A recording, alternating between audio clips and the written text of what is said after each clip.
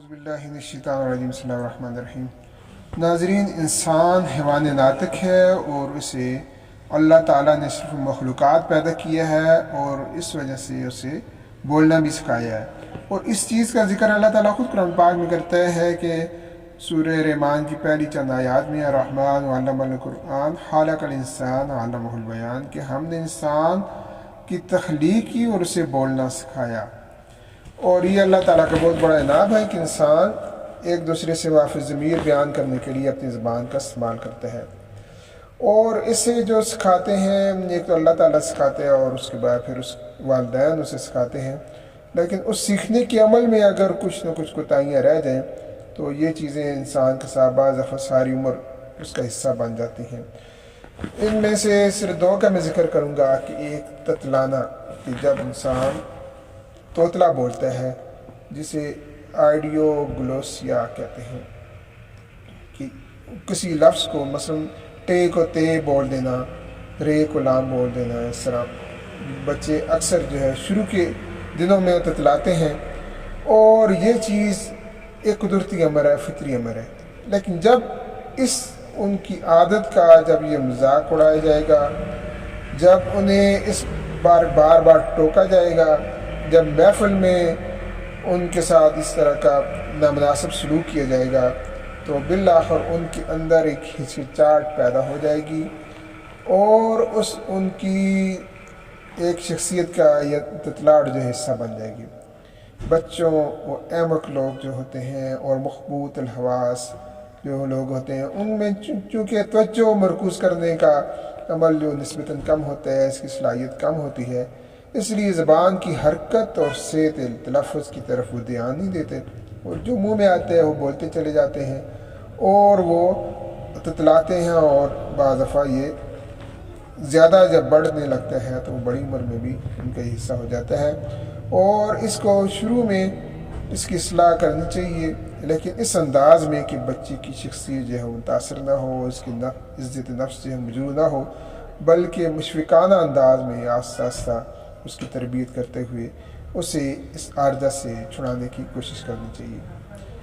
دوسری بات جو ہے، جو عارضہ پیدا ہوتا ہے وہ لکنت یا ہلکلانا، جسے اسٹیمرنگ بھی کہا جاتا ہے، کہ لکنت انسان کے مقابلے میں جو انسان کی جو ہوتی ہے لکنت بچوں کے اس میں، تو اس نقص کا جو سبب ہوتا ہے وہ زبان، حنجرہ اور ہونٹوں اور حلق کے عضلات کی باہمی عدم مطابقت ہے، اور یہ 6 سال کی عمر میں عام طور پر ہوتا ہے، اور خصوصاً لڑکیوں میں یہ زیادہ ہوتا ہے لڑکوں کی نسبت، اور اس کی جو بڑی وجہ ہوتی ہے وہ بچے کا یا بچی کا انتہائی حد تک شرمیلا پن اور بہت زیادہ تیزی سے بولنے کی کوشش کرنی، اور اس کے علاوہ ہلکلانے والی شخص کی نکالی کرنے سے بھی ہو جاتا ہے۔ کوئی اور شخص اگر ہلکلاتا ہے اور اس طرح بولتا ہے تو اس کی جب اثر نقل اتاری جائے تو یہ عادت سی بن جاتی ہے، اور اس کے بعد یہ بھی اس کا حصہ ہو جاتا ہے۔ اس میں وقتی طور پر انسان جب بولتا ہے تو اس کو الفاظ کی روانی وقتی طور پر رک جاتی ہے، اور بعض دفعہ اس طرح ہوتا ہے کہ جو پہلا لفظ ہے، مثلا اگر کتاب کہتا ہے تو کاف پر وہ زیادہ زور دے گا، اور آخری لفظ تاب جو ہے وہ اسے آسانی سے کہا جائے گا، اس طرح کہہ رہے گا، اور اس پر بعض دفعہ اس لفظ کو پہلے لفظ کو وہ زیادہ دہراتا ہے، اور اس کے بعد پھر دوسرا آسانی سے کہا جاتا ہے۔ تو یہ بھی انسان کا ایک بنیادی اس کی نقصان دہ ہے اس کے لیے، اور یہ شروع میں جب یہ بچوں کو ہو جاتا ہے تو یہ بچوں کی مرضی کے خلاف اگر کسی کے سامنے انہیں بولنے کے لیے کہا جائے، جب ان کا موڈ نہ ہو